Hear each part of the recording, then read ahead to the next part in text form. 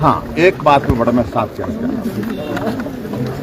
कि भारतीय जनता पार्टी की सरकार ने प्रथम वर्ष पहले साल में हिमाचल प्रदेश में ऑक्शन कराई नए सिरे से, और उस ऑक्शन के अंतर्गत जो इंक्रीज आई वो लगभग 11-12% के लगभग आई।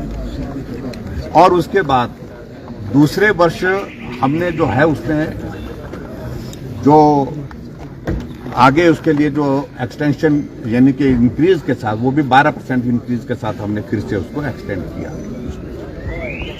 लेकिन जो रेवेन्यू कम आने की बजाय मुख्यमंत्री को मालूम होना चाहिए कि 2 वर्ष का कार्यकाल कोविड का रहा भी, वो एक फैक्चुअल पोजीशन है। जिस वक्त जो है टोटल कोलैप्स हो गई सारी अर्थव्यवस्था, और पर्टिकुलरली जो हमारी एक्साइज बहुत बुरी तरह से इफेक्ट हुई है, इस बात को उनको ध्यान में नहीं है और जिसके कारण थोड़ा सा डाउन आए। लेकिन मैं फैक्ट्स ये बताना चाह रहा हूं कि इन्होंने जो रणधीर जी ने बात कही, ये तो बहुत बड़ा घोटाला है। ये छोटे यूनिट से बड़े यूनिट बनाने का मतलब क्या है? इसका मतलब सीधा है कि बड़े लोग, प्रभावशाली लोग, जिनसे हम सीधी कुछ बात कर सकते हैं, अपने हिसाब किताब की, अपने मुताबिक की बात कर सकते हैं, उन लोगों। छोटे यूनिट बनाने से क्या होता है? बहुत सारे हिमाचल प्रदेश में नौजवानों को भी रोजगार मिलता है, वो भी समाप्त कर दिया।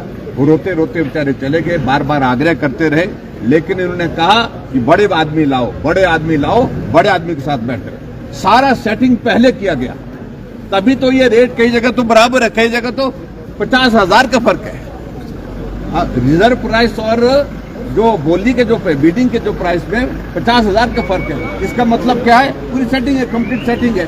और दूसरी बात है, रिजर्व प्राइस से कम जाना ही नहीं चाहिए। उसको दोबारा ऑप्शन कर सकते थे, दोबारा बिडिंग कर सकते थे उसकी, लेकिन वो नहीं किया गया। एक तो ये घोटाला है। मैं इनकी जानकारी के लिए बताना चाहता हूँ, ये फैक्ट जो है, मुझे लगता है कि बहुत दुर्भाग्य है कि मुख्यमंत्री इतना झूठ क्यों बोलते हैं।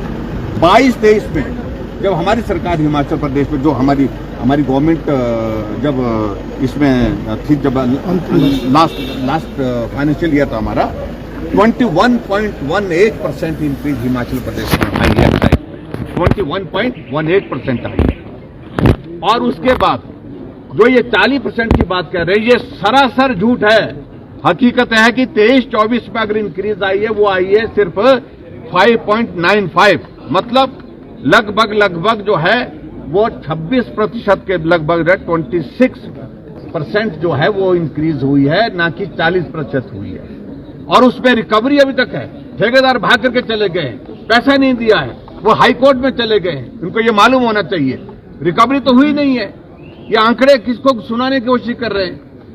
पैसा आया ही नहीं है इस तरह से, जिस तरह से ये बोल रहे हैं।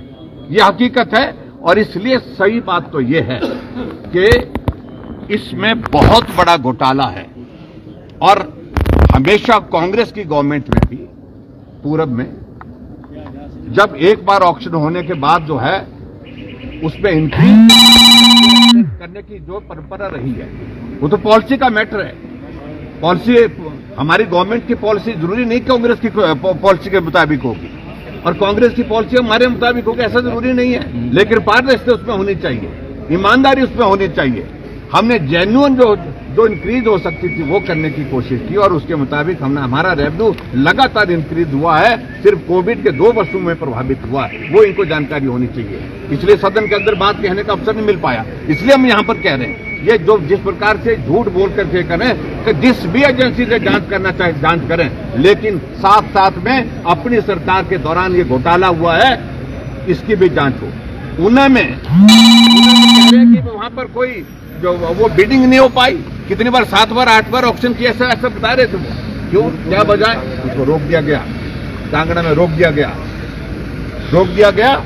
और कुछ लोगों को, जो प्रभावी लोग थे, उनको ही वो काम देना था, इस कारण से रोक दिया गया। और उसके बाद वहां बड़ा घोटाला इस सारी चीज को लेकर के। आज की तारीख में मालूम करो कि ऊना में एक्साइज का काम किसके पास है और कौन नेता दिखता है, इस बात की भी जांच होनी चाहिए।